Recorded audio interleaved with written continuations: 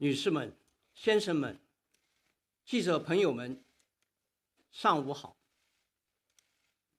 欢迎出席首场中共中央新闻发布会。建立中共中央新闻发布制度，是在中国特色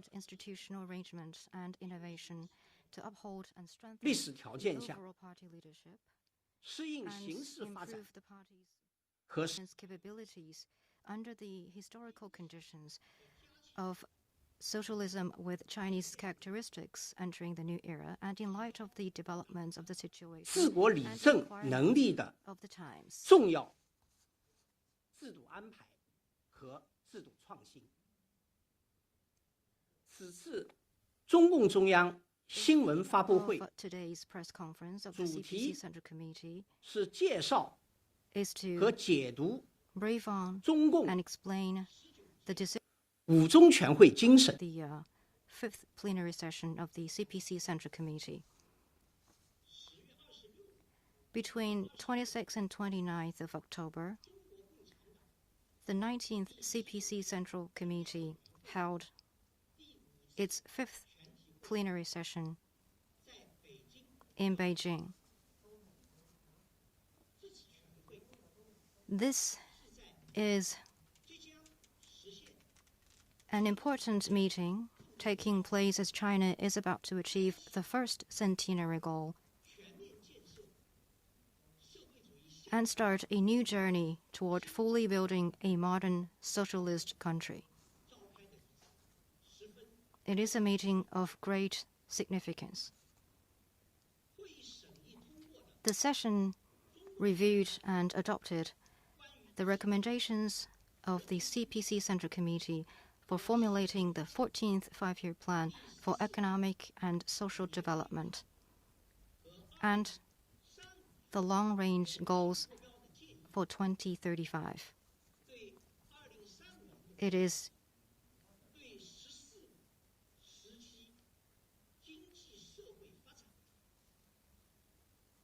an important document of systemic planning and strategic arrangement for the economic and social development of the 14th five-year period based on the review of the achievements of the 13th five-year period, as well as the long-range goals for 2035. Today, we have with us leading officials of relevant departments to give you briefings on the plenary session and to explain the recommendations and answer your questions. We have Mr. Wang Xiaohui, Deputy Minister of the Publicity Department of the CPC Central Committee. 中央政策研究室主 Mr. 任 Jiang Jinquan, Director 江 of the 金 Policy 泉 Research 先生， Office of the CPC Central Committee. 中央财经委员会办公 Mr. 室 Han Wenxiu, Deputy Director of the Office of the Central Commission for Financial and Economic Affairs.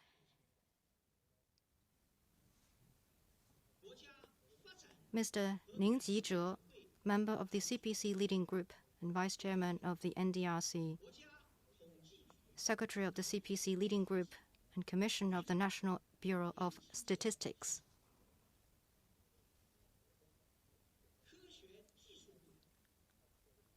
Mr. Wang Zhigang, Secretary of the CPC Leading Group and Minister of Science and Technology. We have many foreign reporters present at this press conference.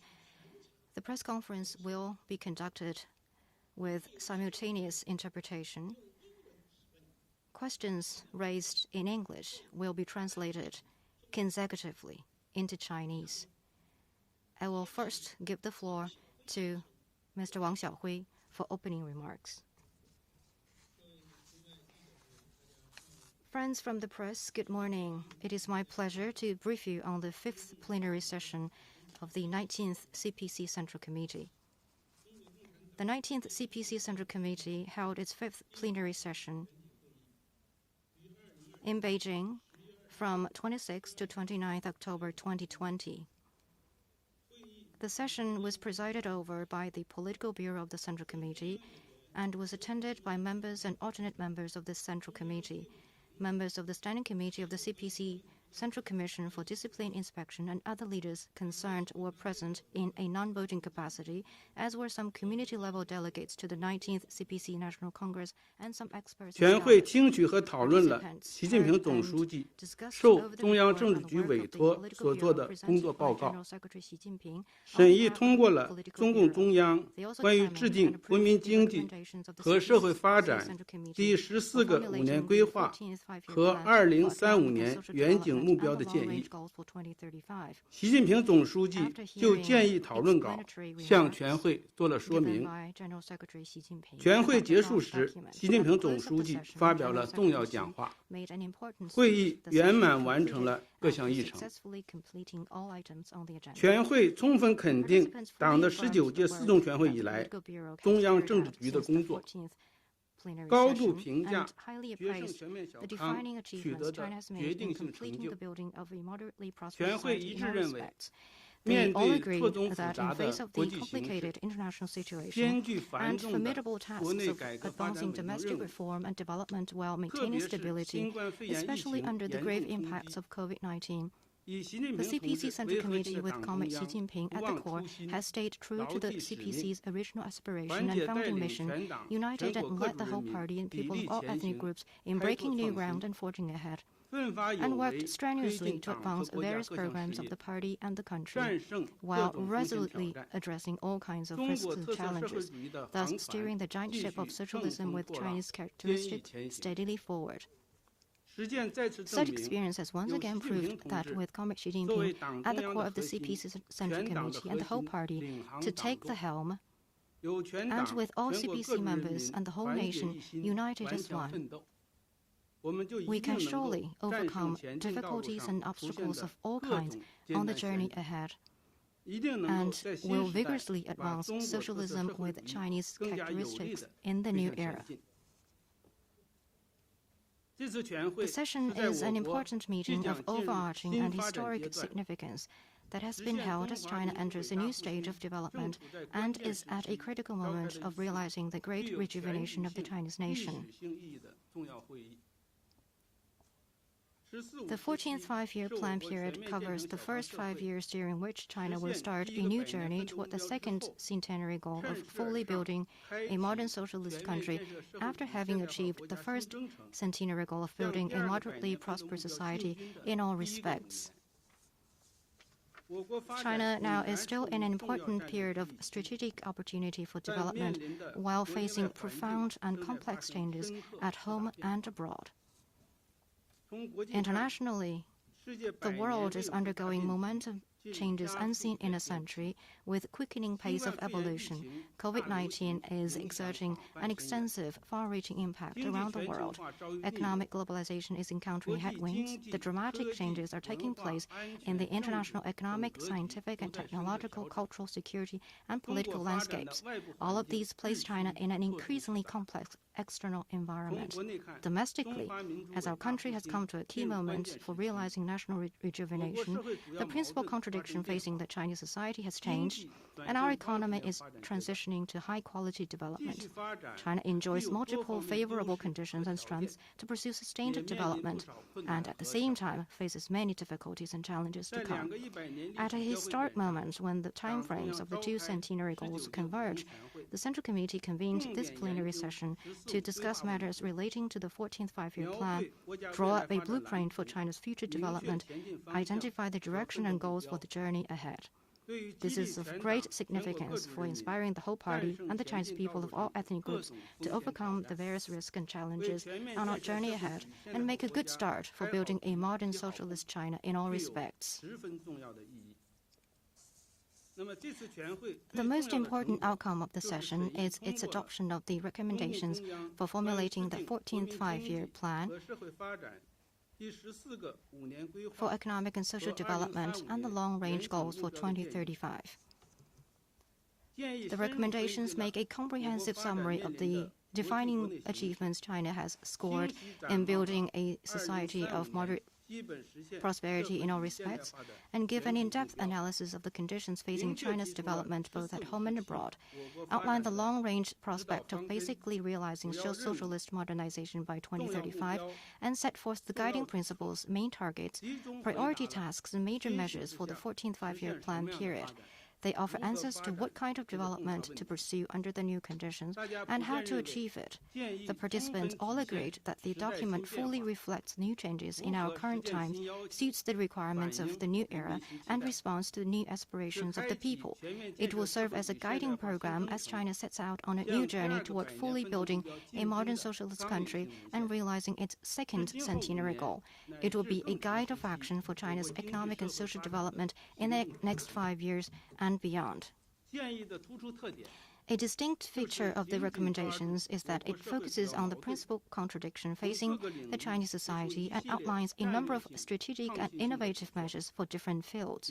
For instance, it defines fully building a modern socialist country as a foremost element of the four-pronged comprehensive strategy. It identifies pursuing high-quality development as the main theme and deepening supply-side structural reforms as the main task. And it identifies self-reliance and self-strengthening in science and technology as being the strategic support to China's national development. It also emphasizes the strategic importance of expanding domestic demand and underscores the need to embed the new vision for development and the idea of security-oriented development in all fields and in the entire process of China's development. For the first time, more notable and substantial progress towards the common prosperity of all Chinese people is set as a long-range goal. In particular, the document includes strategic steps for fostering a new development paradigm with domestic circulation as the mainstay and domestic and international circulations reinforcing each other, and specifies the main priorities and primary tasks for this endeavor. These strategic and innovative measures highlight the outstanding problems and areas of weakness in China's development and respond to people's aspirations and wishes. They are significant for keeping the development initiatives in China's own hands, for upgrading China's strength in competition, and for ensuring long-term and steady progress in China's development. That is my opening remarks. Thank you. Thank you, Mr. Wang Xiaohui. Now I give the floor to Mr. Han Wenxiu. Good morning to all of you. Now, let me brief you on the drafting of the recommendations of the Central Committee of the Communist Party of China on formulating the 14th five-year plan for economic and social development and the long-range goals for 2035. I will talk about three main aspects. First, the recommendations have been drafted under General Secretary Xi Jinping's personal leadership. To compile and implement medium and long-term plans is an important way for the party to run the country and guide economic and social development. Since China began its reform and opening up, for every 5 years, a medium and long-term plan is drafted, and before that, the CPC Central Committee would formulate its recommendations and set the guidelines and principles for the drafting of the document. This has become a good tradition implemented through the relevant mechanisms. In March this year, the Political Bureau of the CPC Central Committee made the decision that the 5th plenary session of the 19th CPC Central Committee would review the recommendations of the Central Committee of the Communist Party of China on formulating the 14th five-year plan for economic and social development and the long-range goals for 2035, and that a drafting group was to be set up with General Secretary Xi Jinping as the head and comrades Li Keqiang, Wang Huning, and Han Zheng as deputy heads. Over the past 7 months, General Secretary Xi has chaired 2 meetings of the Political Bureau, 3 meetings of the Standing Committee of the Political Bureau, and 2 meetings of the drafting group to discuss and review the guiding principles, general approaches, and the main contents of the draft. By giving important remarks and instructions, General Secretary Xi established the orientation, approach, and strategy regarding the drafting of the recommendations. He has conducted in-depth research during field trips to different localities and communities, listened to views and suggestions from all social sectors, and personally revised the draft document several times before its approval. His strategic oversight and personal devotion have ensured the successful completion of the draft recommendations with high quality. Second, a main feature in drawing up the recommendations is the democratic and open approach intended to pool the wisdom and suggestion of various quarters in the drafting process. Late last year, General Secretary Xi instructed the relevant departments under the CPC Central Committee and the State Council to organize initial research on the major issues related to China's economic and social development in the 14th five-year plan period. The Office of the Central Commission for Financial and Economic Affairs and the NDRC have commissioned more than 60 research institutions and agencies, including top think tanks in the country, to conduct research on 37 major issues, which produced more than 130 reports. The National People's Congress and the National Committee of the CPPCC have also sponsored research on special subjects and presented a series of research reports. The CPC Central Committee has twice solicited opinions inside and outside the CPC in March and August.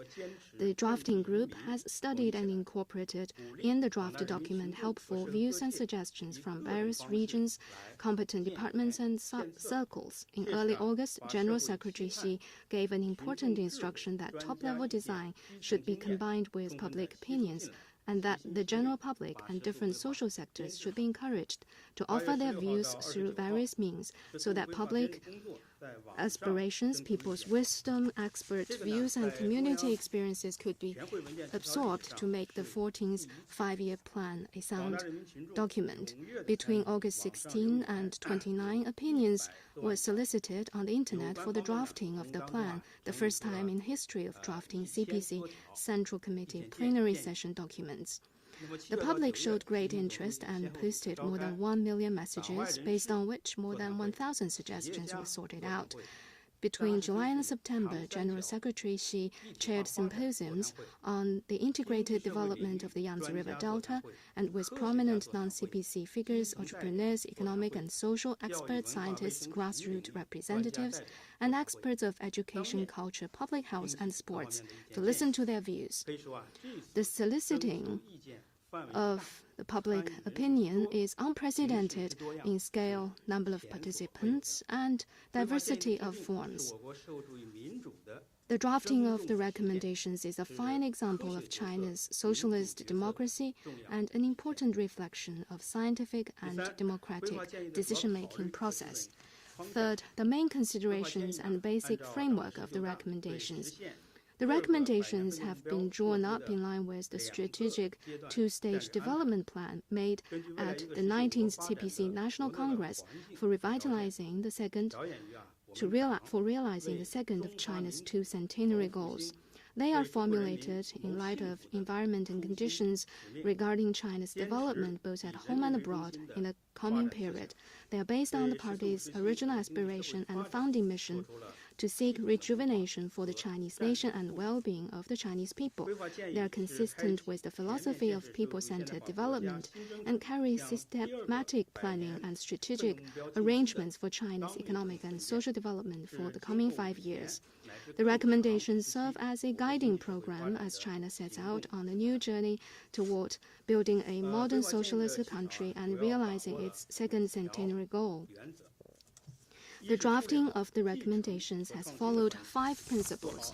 First, balancing the relationship between coherence and innovation to dovetail the two centenary goals. Second, balancing the relationship between the government and the market to better leverage China's institutional strengths. Third, balancing the relationship between opening up and independence to better coordinate domestic and international imperatives. Fourth, balancing the relationship between development and security to avoid any systemic risks that will impede China's modernization drive. And fifth, balancing the relationship between strategy making and operational operational tactics to ensure both oversight and results-oriented implementation. The recommendations consist of 3 main sections with 15 parts. The general introduction summarizes the achievements China has scored in completing the building of a society of moderate prosperity in all respects, the environment for development, the long-range goals for 2035, and the guidelines, principles, and main targets for the 14th five-year plan period. The middle section, structured in accordance with the various dimensions of new development philosophy, spells out China's priority tasks for economic and social development in different fields and for reform and opening up, all during 2021 to 2025. The conclusion mainly elaborates on strengthening the centralized and unified leadership of the CPC Central Committee and on improving relevant mechanisms to ensure sound implementation of the five-year plan. The logical framework of the recommendations is that after achieving a society of moderate prosperity in all respects, China will embark on a new journey toward building a modern socialist country. China will grasp the new stage of development, thoroughly implement the new development philosophy, and accelerate a new development paradigm. China will take pursuing high-quality development as the main theme and deepening supply-side structural reforms as the main task, and strive to achieve steady and sustained development, progress, and maintain social stability and harmony so as to ensure a good start in building a modern socialist country in all respects. In sum, the recommendations highlight 3 new aspects: the new development stage, the new development philosophy, and the new development paradigm. Now the floor is open. Before asking the question, please identify your media outlet. 中区第3排，内侧第1位。 您好，我是中央广播电视总台的记者。 With CGTN, for the ordinary people, they take strong interest in new things to be expected concerning people's livelihoods in the new five-year plan. People's income has been rising, but the gap between different sectors and regions seems to be widening. Consumer spending is not growing as fast as we would like it to be. How will these issues be resolved in the 14th five-year plan? I invite Mr. Ning Jizhe to answer your question. This is an important question, an issue of keen interest for the people. Having a better life is what people aspire for. The recommendations respond to people's need for improved lives and livelihoods.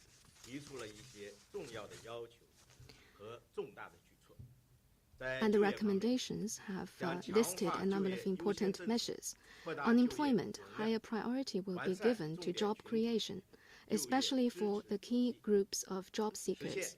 More efforts will be made toward fuller employment and to create better jobs.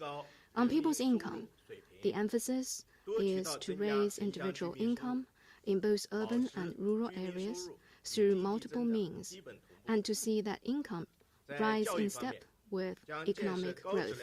On education, a system for high-quality education will be developed with efforts made for balanced development of compulsory education in both urban and rural areas.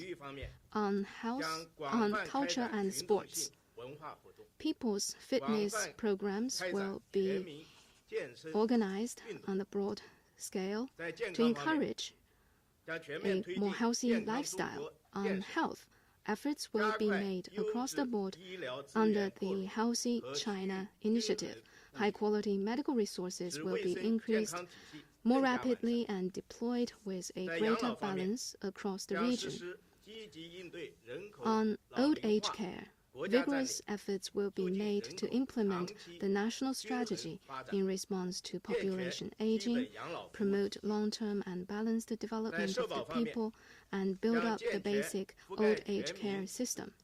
On social security, a multi-tiered, sustainable social security system that covers the entire population in both urban and rural areas and provides equitable and unified social security support will be established.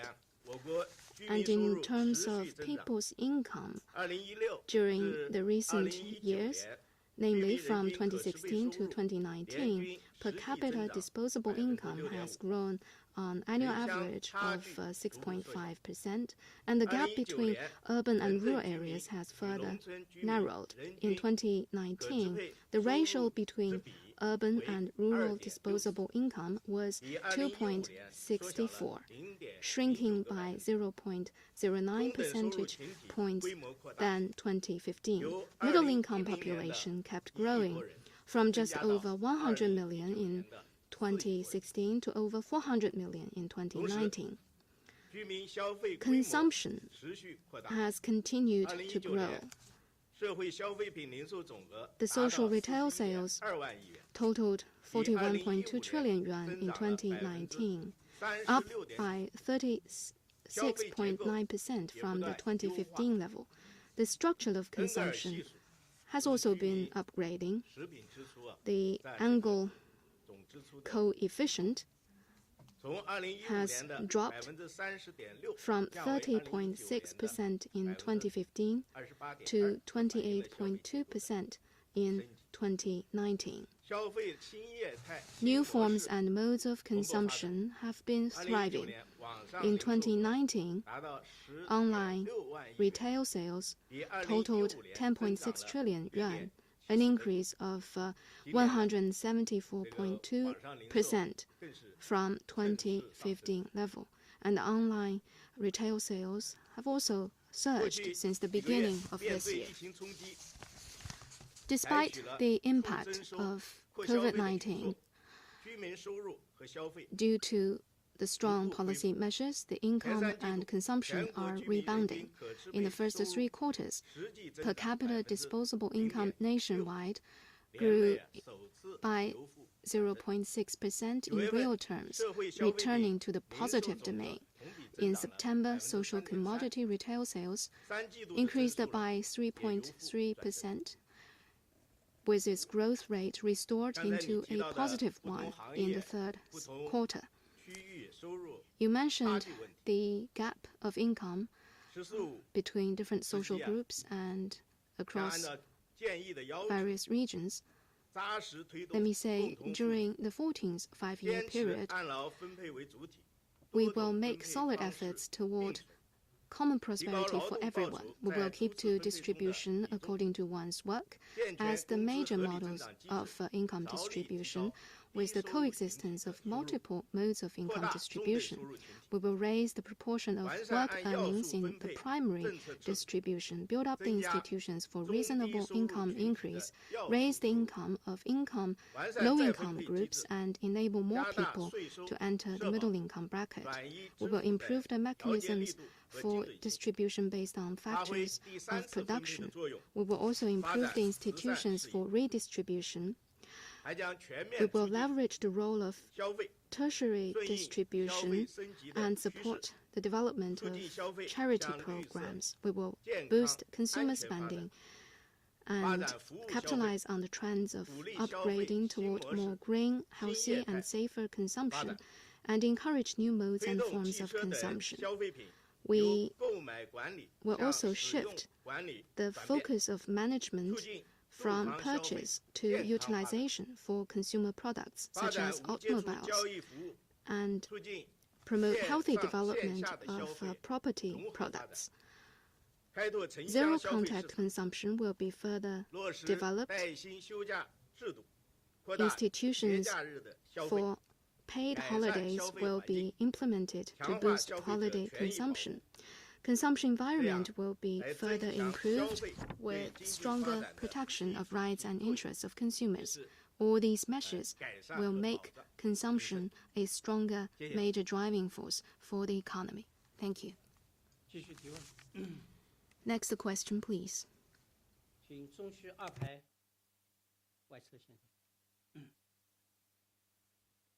Thank you. I'm with Bloomberg News. One of the new concepts raised by the Fifth Plenum was that being technologically self-sufficient, technologically strong, has been identified as a strategic pillar of national development. Also, that innovation has been identified as playing a core role in national development. I wanted to ask what concrete steps China will take to ensure that China becomes technologically self-sufficient, technologically strong, and encourages innovation. Thank you. 请翻译提问内容。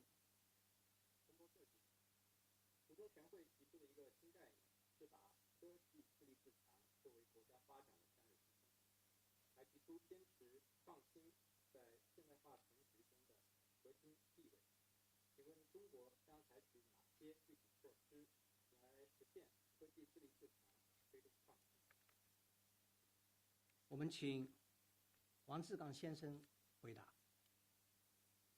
谢谢彭博社这位记者先生的问题。正如您刚才所说，这次五中全会把科技自立自强作为国家发展的战略支撑 Thank you for the question. 在一个核心位置。As you said, the recommendations of the Fifth Plenum place the plans and tasks on science, technology, and innovation before all other sectoral plans, and spend the whole chapter on the planning of this domain. It is the first time ever in the history of our party's 5-year plans, and in the future, it will take an even more important role. This is a strategic choice of the Central Committee with Comrade Xi Jinping at the core in light of the overall trend of development of the current situation and of the long term. And that's why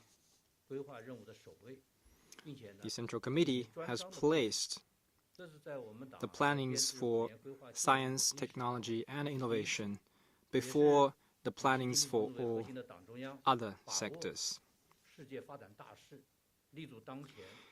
This is the reason behind this important positioning for science, technology, and innovation. And if we look at the previous concepts, the 18th Party Congress launched the strategy of innovation-driven development. The 19th Party Congress concluded that innovation is the primary driving force behind development. Now the 5th Plenum calls for letting innovation play a core role in China's overall modernization process. We can see the Central Committee's strategies, policies, and plans on science, technology, and innovation are continuous and up-to-date. This is based on the long-term practice and experience we have gained from economic development. Therefore, it is more adaptive to the new characters of our economic development in the new era. Fundamentally, our purpose is to fully tap the role of science, technology, and innovation as a key parameter in the once-in-a-century changes, and as an underpinning and driver for the rejuvenation of the Chinese nation.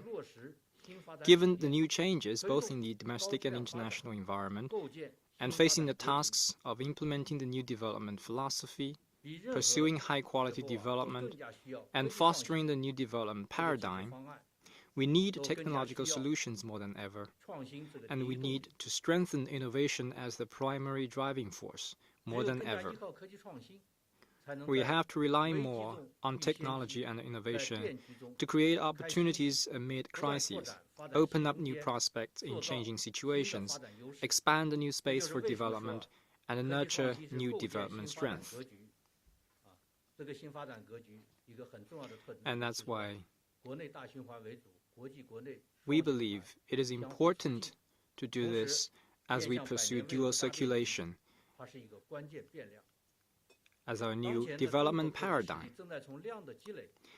As we speak, China's technological capability is transitioning from a stage of numeric accumulation to one of substantive breakthroughs, from the era of individual improvements to one of systemic upgrading. This provides a solid foundation for boosting economic development and living standards and safeguarding national security. In the future, we need to strengthen self-confidence in pursuing innovation and seize the major opportunities in the new round of technological industrial revolution. We will aim for the world's technological frontiers, take part in the main economic theaters, meet the country's major needs, and protect the people's health and safety. We will pursue institutional innovation as well as technological innovation. This will help develop China's strategic technological strength and enhance the systems for achieving major technological breakthroughs and emergency research. We will pursue both basic research and core technologies in key fields in a coordinated way, develop the systemic, complete, and efficient national innovation system, and incentivize the technology and innovation talents to fully unleash their creativity. We will move faster along a new path of innovation-driven development that connects talented people and high-end technologies with vibrant industries, a thriving economy, and a strong nation. We will move faster to join the ranks of the most innovative countries and build a world-class technological capacity. Self-reliance and self-strengthening science and technology, which you referred to, is consistent with our continued emphasis on independent innovation. It is not in conflict with openness and cooperation, which is required by the path of independent innovation with China's characteristics. China's pursuit of innovation has never been enclosed or exclusive. It is based on mutual respect, mutual learning. We will not shut our door to the world in pursuing innovation. In over 4 decades of reform and opening up, openness, cooperation, and mutual learning have played an important role in China's technological advancement. We always take a global perspective in pursuing technological innovation and actively integrate ourselves in the global innovation network. To achieve technological advancement in the new era, China increasingly needs the world, and the world increasingly needs China. On one hand, we will improve our ability to make innovations independently and do our own things well because we cannot ask for or buy the core technologies from elsewhere. But at the same time, we hope to learn from advanced international experience and will share more Chinese technological outcomes with the world and contribute more Chinese wisdom in tackling global challenges. Going forward, China will make bigger strides in expanding technological openness and cooperation. We are ready to engage in dialogue and exchanges with all countries on technological policies, development planning, science, ethics, and other important topics in this field. We will seek common ground while reserving differences in such cooperation and strive for more consensus on global science and technology governance. We will focus on climate change, energy resources, public health, and other global issues, set up research funds available to the whole world, and support joint research among scientists from around the globe. We will further improve the legal and policy environment for science and technology and innovation in China, strengthen intellectual property protection, and provide equal opportunities and facilitations to international talents working and doing business in China. These are the things we will do to make China the place of choice for innovators and entrepreneurs the world over.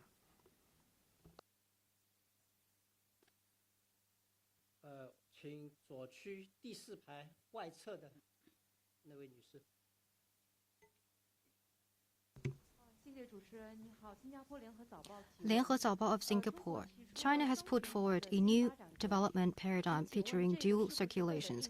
Is it a response to international pressure? During the 14th five-year plan period, even through to 2035, will China be more focused on internal circulation? Does it mean less importance given to opening up? Thank you.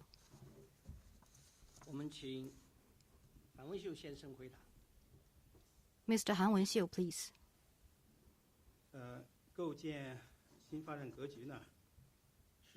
The new development paradigm is a choice made by General Secretary Xi Jinping and the CPC Central Committee to actively respond to the changing dynamic both at home and abroad, update and upgrade the economy, and foster new strengths in international economic cooperation and competition.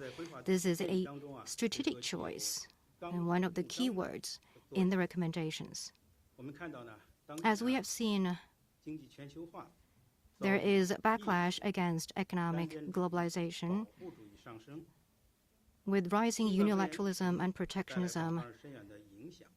COVID-19 has brought wide-ranging and far-reaching impacts to the world. Traditional global economic cycle has notably weakened and even subdued. Under such new circumstances, stronger domestic circulation will strengthen the resilience of the economy. It will also help energize international circulation and make the two circulations mutually reinforcing.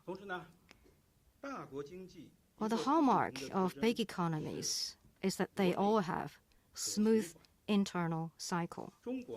The Chinese economy is the second largest economy in the world. So like other big economies, China's circulation is largely underpinned by domestic supply and demand. Actually, following the 2008 global financial crisis, China has made big strides in rebalancing the economy. For example, the current account surplus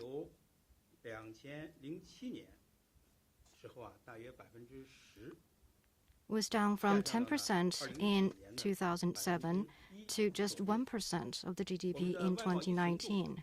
And the dependence on foreign trade, that is the proportion of import and export in GDP, was down from 60% to about 30%, just over 30%. So economic growth is more and more driven by domestic consumption and investment. You may know that since the 18th National Congress, we've been stressing the basic role of consumption and the key role of investment. In recent years, domestic demand has contributed to over 90% of economic growth. In some years, it contributed to 100%. This has created strong dynamism for domestic circulation. Therefore, the new development paradigm, with domestic circulation as the mainstay and the two circulations reinforcing each other, it put forward by the party based on a keen understanding of the objective law of the economy, and by acting on it. It is a proactive step, not a passive response. It is a long-term strategy, not a makeshift. What needs to be stressed is that this new paradigm emphasizes both domestic and international circulations, rather than a closed internal loop. Domestic circulation covers the whole big domestic market. It doesn't mean closed cycle in each and every province, city, county, and other localities. The key to building this new paradigm is the expansion of domestic demand and to have smooth internal circulation. The aim is to clear all constraints in production, distribution, circulation, and consumption, and other links. This requires deepening supply-side structural reforms, major breakthroughs in key areas and links, intensified development of key core technologies, secure industrial and supply chains, improved income distribution, enlargement of the middle-income population, the building of modern logistics, consumption-friendly environment, and upgrading of consumption. To fully leverage the super-large Chinese market, to both drive the Chinese economy and create more opportunities of market for other countries. Well, deep engagement in international circulation is an integral part of this new paradigm. It means continued opening up at a higher level, greater market access for foreign investment, and better use of both domestic and international markets and resources. Market is a scarce global resource. A market-oriented, world-class business environment governed by a sound legal framework will make China a magnet to high-quality factors around the world and make China more attractive to foreign investment. This will enable domestic and international circulations to reinforce each other, benefiting all countries and contributing to common prosperity and development. In this sense, the new development paradigm does not mean less importance of opening up. On the contrary, what can be expected is continued increase of import and export in foreign investment and in outbound Chinese investment. This will elevate China's standing internationally. This is also consistent with the features of big economies. Thank you. Next question, please. 请我们右区第二排的这位先生。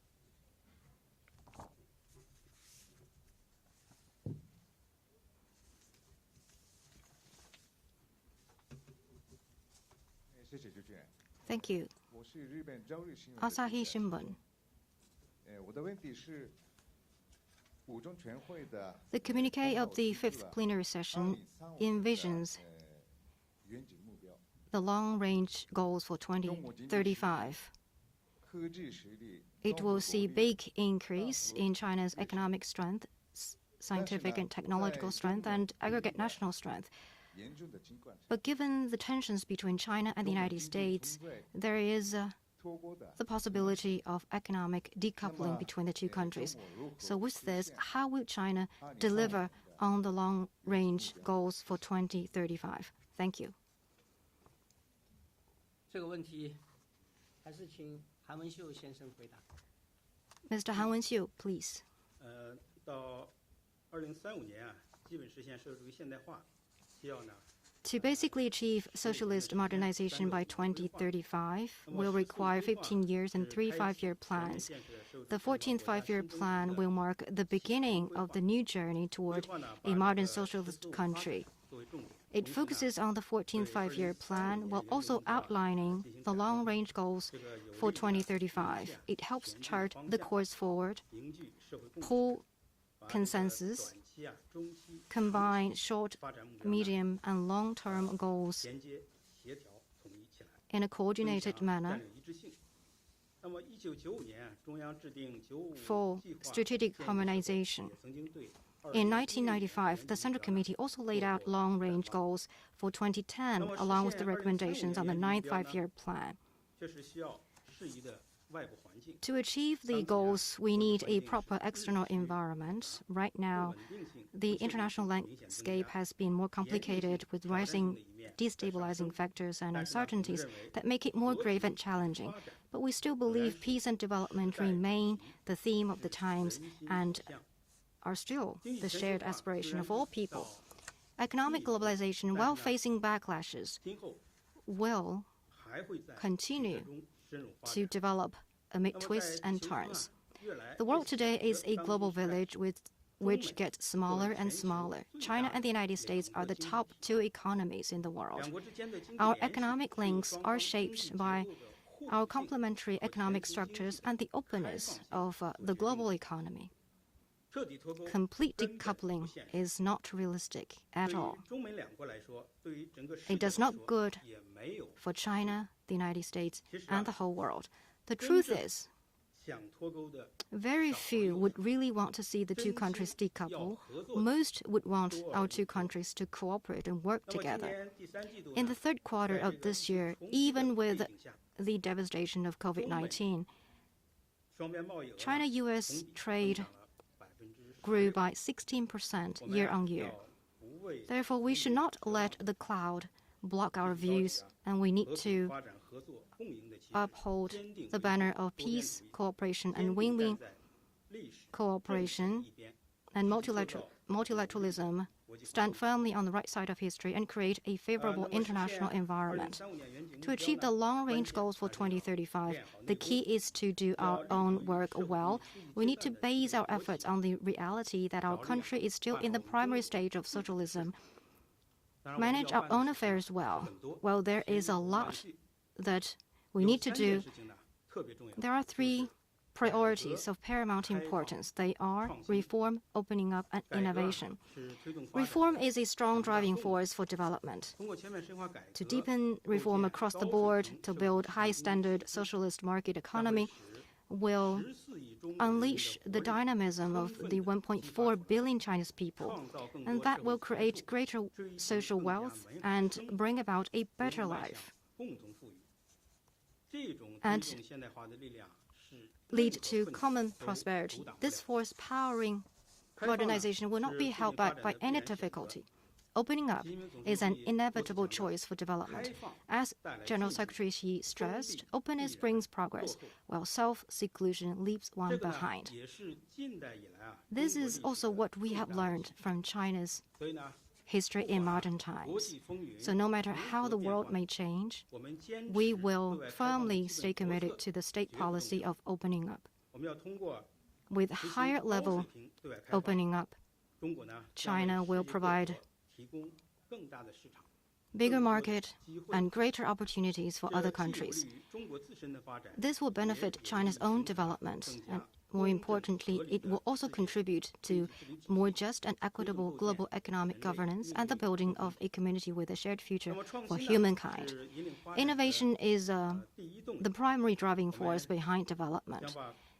We will make self-reliance and self-strengthening of science and technology a strategic support for development, improve national innovation system, build strength in science and technology at a faster pace, foster new advantages for development, to provide strong support for high-quality economic development and high-quality life for the people. The recommendations have set out comprehensive plans to achieve these goals. We're confident that reform, opening up, innovation, if we can deliver on these three priorities, we can deliver on the long-range goals for 2035. Thank you. Next question, please. 我们请左区第3排的内侧这位先生。谢谢主持人，我是新华社记者。With Xinhua News Agency.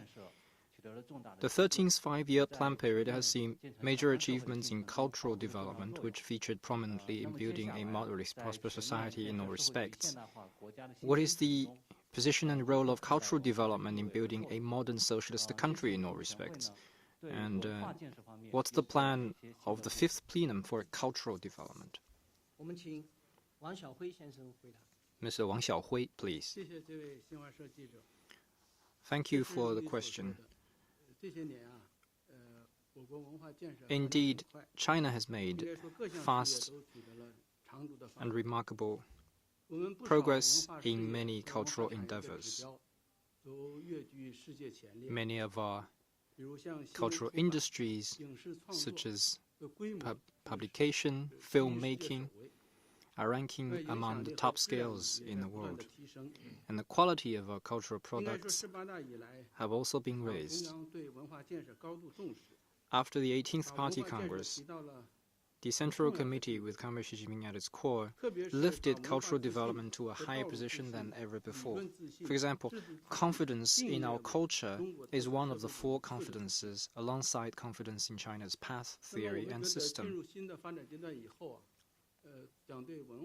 Entering the new era, we will set new and higher standards for cultural development. China's socialist modernization is about all-round development and all-round progress.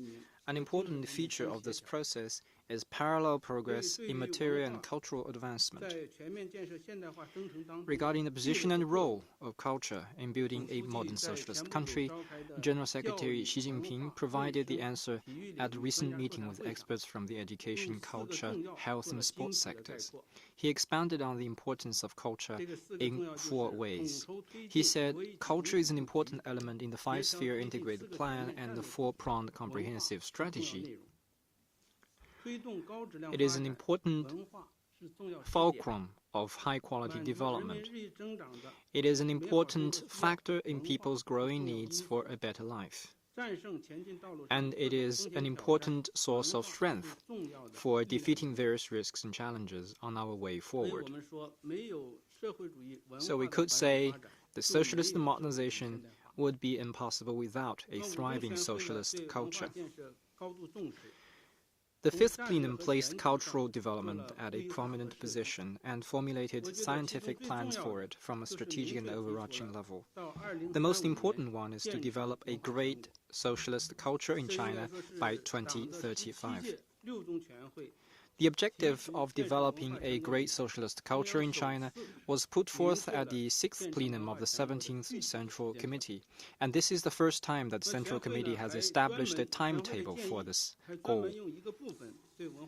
The plenum dedicated 1 session to making plans for cultural development, laid down the basic principles for the next 5 years, and outlined 3 priorities. And that is promoting civility in the society, raising the quality of public cultural services, and improving the modern system for cultural industries. We believe as China's modernization continues, we will develop a great socialist culture in more solid steps, and we will further strengthen the soft power and influence of the Chinese culture. Thank you. Next question, please.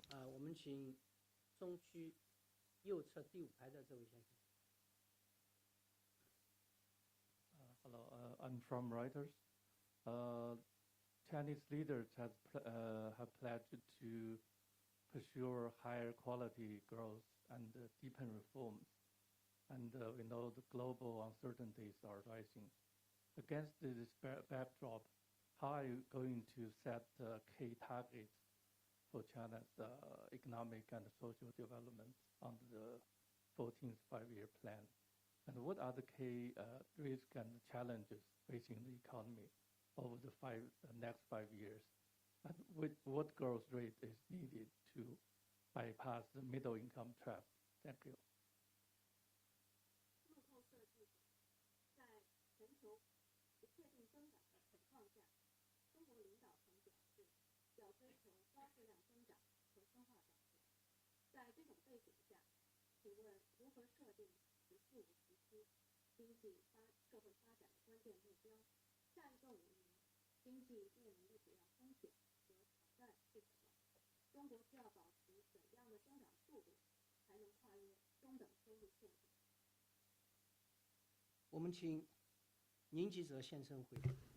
I give the floor to Mr. Ning Jizhe.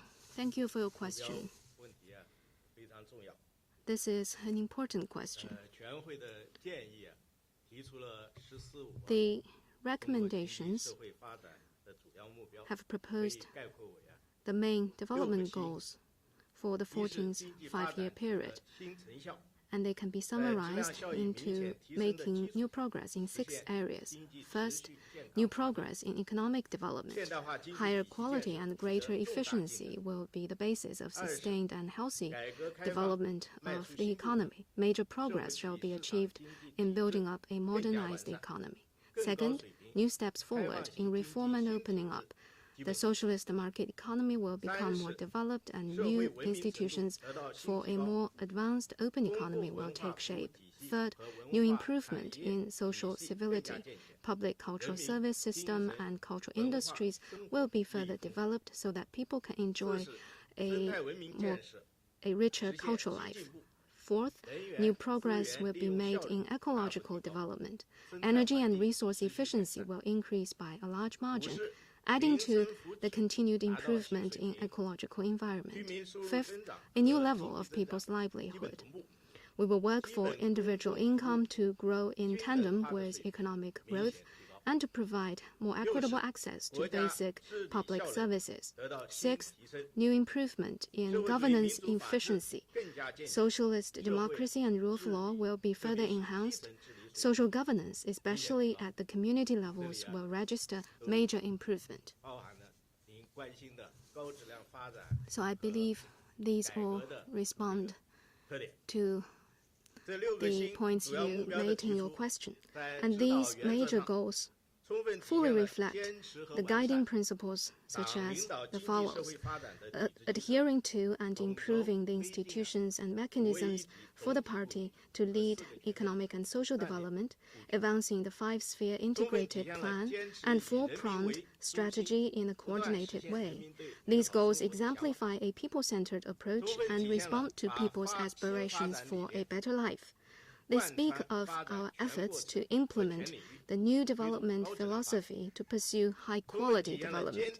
They reflect our firm commitment to reform and opening up, to building up the dynamism of development, and the goals also testify to a systematic approach under which we will build greater synergy of the quality, structure, scale, speed, efficiency, and security of development.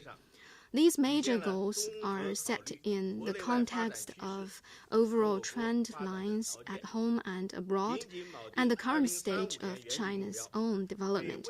They zoom in the 2035 long-range goals and specify what we hope to achieve in the coming 5 years. They take into account both development objectives and issues we face and aim at socialist modernization. The quality of development is given more importance. Good experience we have learned will stay as we try to make new breakthroughs. We will move on steadily from the first centenary goal to the second one and make the 14th five-year period a new starting point in building a modern socialist country.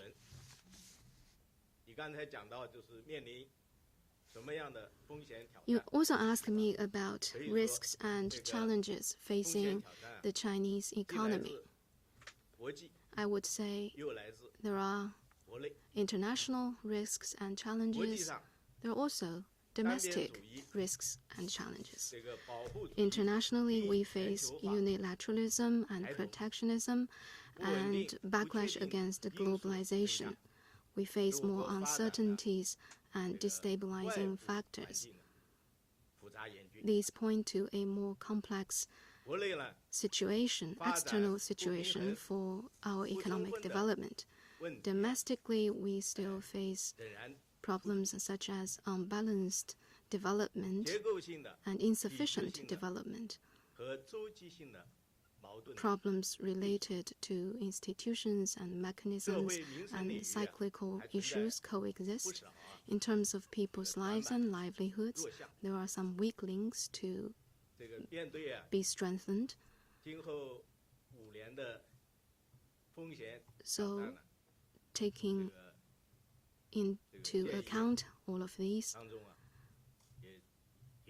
we have included in the recommendations the need to consider both domestic and external situations in a coordinated way, put emphasis on both development and security.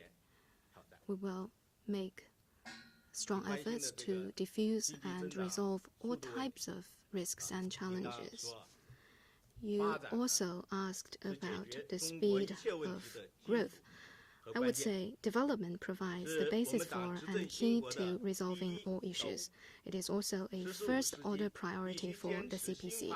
During the 14th five-year period, we will act on the new development philosophy to unleash the full potential of growth. Under the leadership of the CPC Central Committee and the State Council, the NDRC will make solid efforts in formulating the outline of the 14th five-year plan in keeping with the overall direction and development strategies pointed out in the recommendations. On the basis of meticulous work, we will come up with well-calibrated objectives for quantity and quality of growth to set off to a good start in building a modern socialist country. The outline will be submitted for review and approval at the fourth session of the 13th National People's Congress to be held next year. Thank you. Next question, please. 我们请左区第一排这位先生。你们好，我是俄通塔斯社记者。TAS. 我想问一下，请问中国经济疫情 My 防控情况下 question 是 is 如何 as 发展的？ follows. 遇到 Can you 什 tell 么问 us 题？ about China's economic 在就业 performance 和应 during 对 COVID-19 通货膨胀 situation? 方面情况 What 是 have 怎么 been 样 the main problems, such as job losses and inflation? What measures have been adopted to resolve them? 宁记者先生回答。 I shall give the floor to Mr. Ning Jizhe again. 新冠肺炎的疫情啊， COVID-19 造成了 has wreaked havoc in many parts of the world, China included.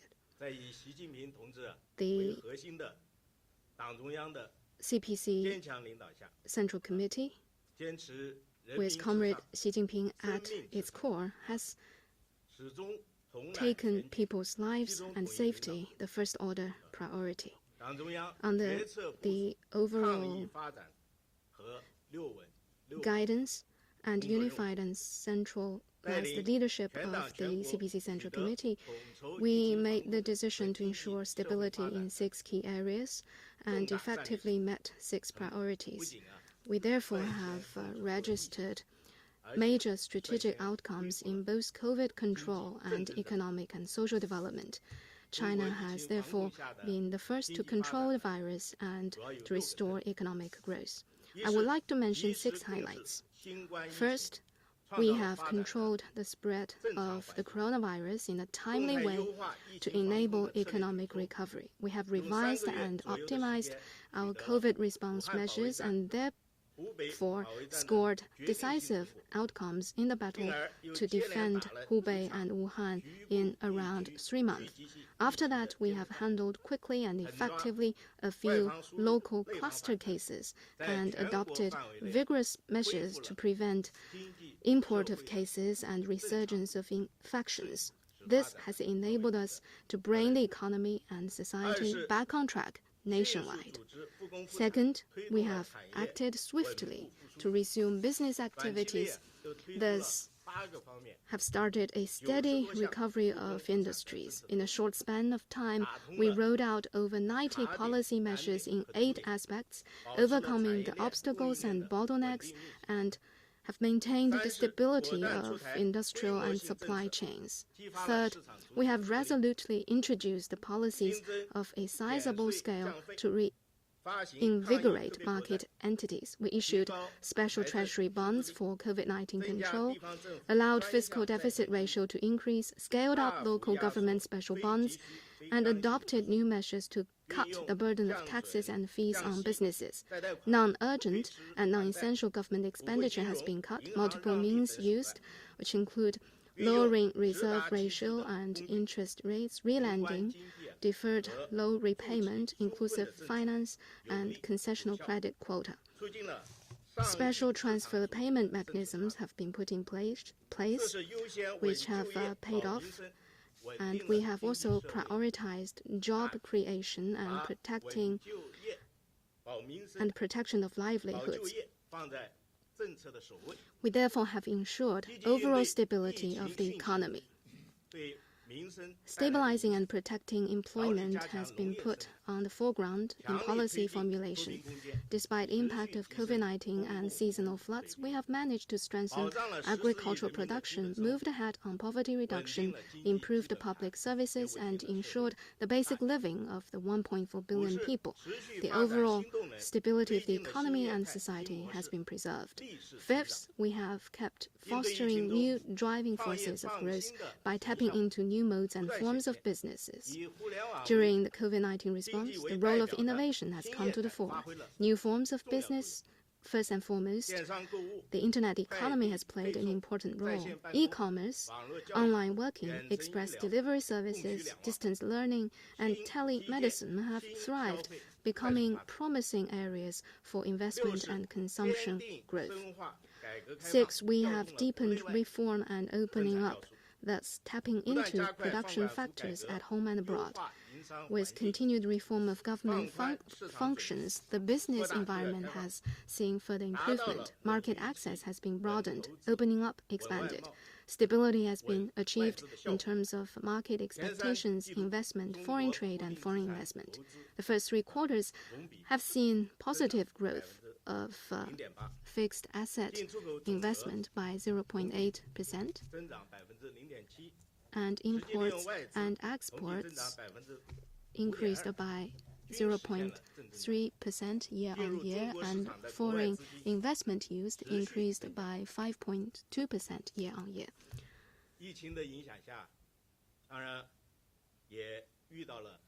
Of course, we have faced problems caused by COVID-19, for instance, the employment of migrant workers and rising prices of foods.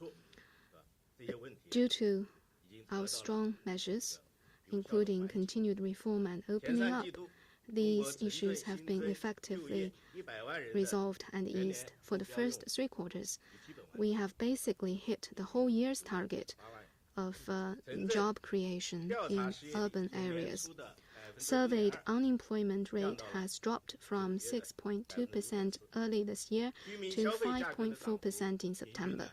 Consumer price increased averaged at 3.3%, falling to 1.7% in September. The work has also been effective in ensuring stable supply and stable price of food products. For the next step, we will make a point of keeping policies and market expectations stable while continuing to take strong measures on COVID control. We will strive for uninterrupted flow of the economy, ensure the right direction, focus, intensity, and pace of the policies to strike a better balance of growth, job increase, and stable price, and realize high-quality economic development. Next question, please. 我们请右区第4排内侧的这位女士。谢谢主持人，我是人民日报记者。 People's Daily. My question is, why is overall party leadership and the centralized unified leadership of the Central Committee emphasized so much in the recommendations adopted at the 5th plenum? Mr. Jiang Jingquan, please.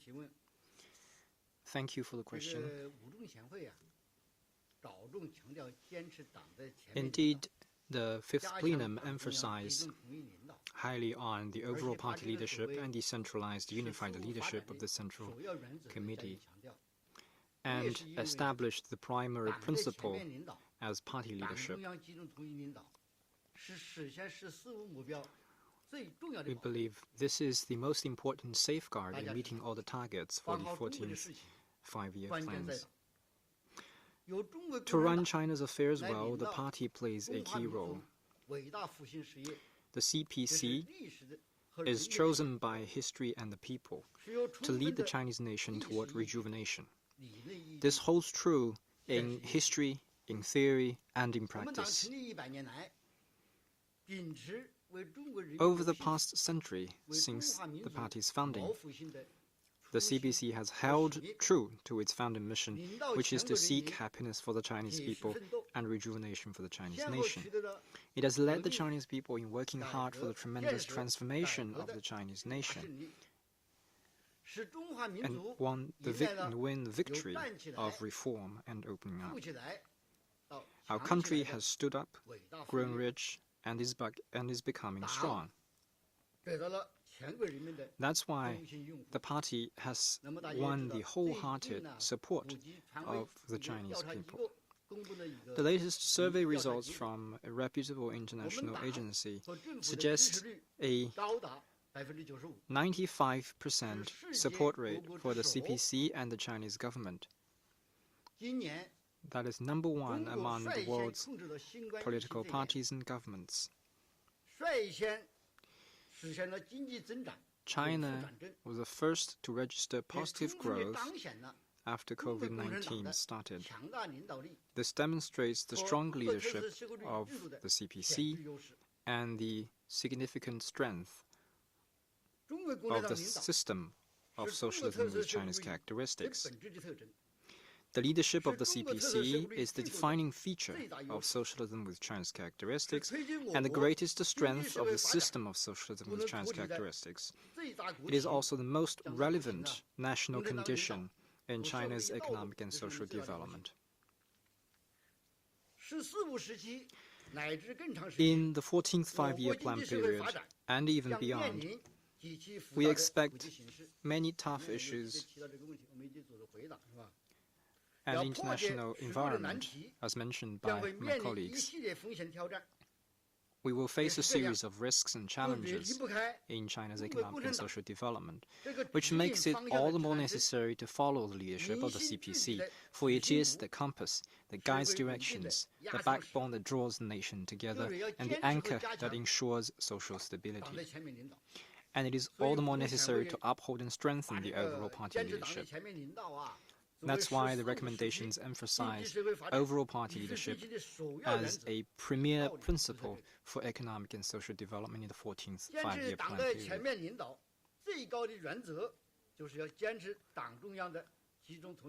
The top principle in upholding overall party leadership is upholding the central leadership, the central committee's centralized, unified leadership. That's like a fine orchestra needs a good conductor.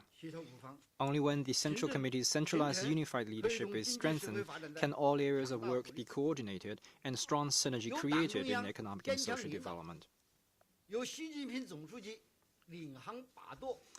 With Central Committee coordinating all the work, with General Secretary Xi Jinping pointing the direction, the ship of the socialism with China's characteristics will sail forward against all odds. To this end, the whole party must step up the four consciousness, strengthen the four confidences, ensure the two upholds, equip our thinking and guide our work with Xi Jinping thought on socialism with China's characteristics for a new era, and closely follow the Central Committee in terms of our thinking, political orientation, and actions. We must continue to improve the organization system to ensure smooth communication and good enforcement. We must leverage the party's political, theoretical, and organizational strength and the political and organizational functions of primary-level party organizations to ensure that the Central Committee's decisions and plans are effectively implemented. General Secretary Xi often says that it takes a good blacksmith to make good steel. Only with an able party can there be strong party leadership. We must implement the general requirements for party building and the party's organization principles for the new era. Political party building is the overarching principle. We must make all-round efforts to see the party's political building enhanced, its theory strengthened, its organizations consolidated, its conduct improved, and its discipline enforced, with institution building incorporated in every aspect of party building. We must step up efforts to combat corruption, strictly govern the party, and see that every party member and supervisors shoulder their respective responsibilities. We must unite the whole party to fight for our founding mission and adopt the right approach in appointing officials to encourage officials at all levels to work for the right purpose. We must take real actions, deliver real results, and show political integrity to lead and unite the people.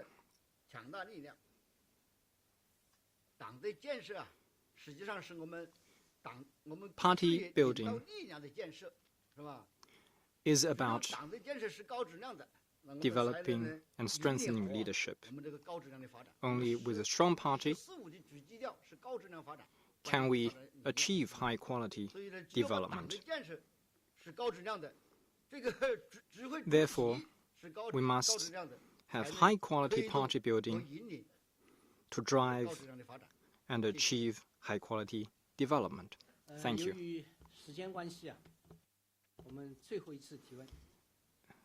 Due to the limit of time, the last question, please.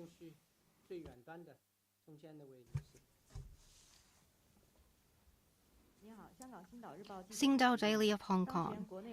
By now, China is facing complex and changing environment at home and abroad. The plenary session points out that China is still in an important period of strategic opportunity for development. What is the basis for this major judgment, and how is it different from the one mentioned after the 16th National Congress?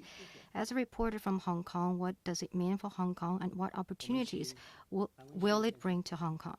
Mr. Han Wenxiu, please.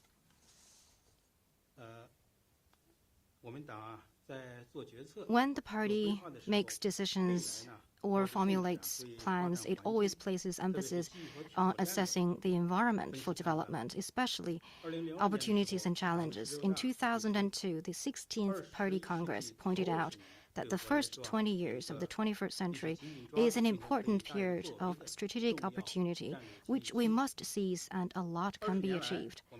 That is what we have done over the past 2 decades. By continuously advancing reform, opening up, and development, and we have made remarkable historic progress. Well, 20 years later, the draft document has come up with a new important judgment. That is, for now and a period to come, China is still in an important period of strategic opportunity for development, but with new developments and changes in both opportunities and challenges. Two features about this important period. First, both opportunities and challenges are unprecedented. Internationally, the world is undergoing once-in-a-century transformation. There is rising destabilizing factors and uncertainties in the external environment, wide and far-reaching impacts caused by the unexpected COVID-19. Economic globalization is facing strong backlash and headwinds. The world is in a period of constant changes. Domestically, the principal contradiction facing the Chinese society has changed. What needs to be addressed on a priority basis is unbalanced and inadequate development and people's growing demand for a better life. With the per capita GDP exceeding $1 trillion, we are at a critical moment, moving from a middle-income country onto a high-income country. We are about to finish building a moderately prosperous society in all respects, thus attaining the first goal, and will soon start a new journey toward a modern socialist country and the second centenary goal. What lies ahead is arduous tasks. There are many new opportunities as well as challenges, big opportunities and big challenges. The second feature is that in crisis lies in opportunities, and crisis can be turned into opportunities. This important period has taken on new dimensions, so we need to look at opportunities and challenges in a dialectic way. Be more mindful of both opportunities and the risks. We must be able to set the ship sail along the wind, as well as navigate the ship through headwinds and in challenging weather, turning crises into real opportunities. COVID-19 has huge impact on our economic and social development. Under the strong leadership of the CPC Central Committee, with Comrade Xi Jinping at the core, we have taken strong, orderly, effective, and coordinated measures to contain COVID-19 and keep the economy moving forward. We are among the first to get COVID-19 under control, reopen the economy, and register a positive growth. This has put us in a better position for development. It has made abundantly clear that out of crisis can emerge opportunities. Once we overcome it, we will come out the other end with brighter prospects. Looking forward to the next 5-year plan period, we have the confidence and determination. We have strong advantage of the system with Chinese characteristics, solid material and technological foundation, built with 4 decades of reform and opening up. We have rich human resources, we have broad market space, and particularly, we have a full-fledged industrial system and supporting capabilities. Especially important is that we have the strong leadership of the CPC Central Committee with Xi Jinping at the core. With all this, we can seize new opportunities and tackle emerging challenges, implement the new development philosophy and the underlying principle of pursuing progress while ensuring stability, managing our own affairs well, find opportunities amid crisis, and open up new prospects amid changes to write a new chapter of the 2 miracles of rapid economic development and long-term social stability. For Hong Kong, it is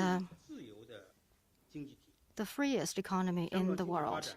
Its economy enjoys a sound foundation. It has unique strengths. For example, it has a large pool of high-caliber talents. It has extensive links with the global economy.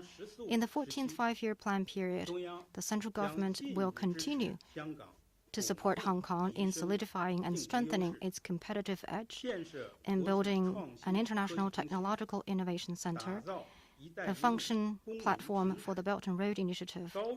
It will promote high-quality development of the Guangdong, Hong Kong, Macau, Greater Bay Area, improve policy measures to make it more convenient for people of Hong Kong, Macau to live, study, and work in the mainland, and support Hong Kong and Macau in conducting exchanges and cooperation with countries and regions. We are confident that with full and earnest implementation of one country, two systems, with closer ties between Hong Kong and Macau and the mainland, and by helping the two regions further join the overall development of the whole nation, Hong Kong and Macau will for sure enjoy long-term prosperity and stability. Thank you. I want to thank all the representatives and leading officials. Thank you for coming to this press conference. This concludes this press conference. Thank you.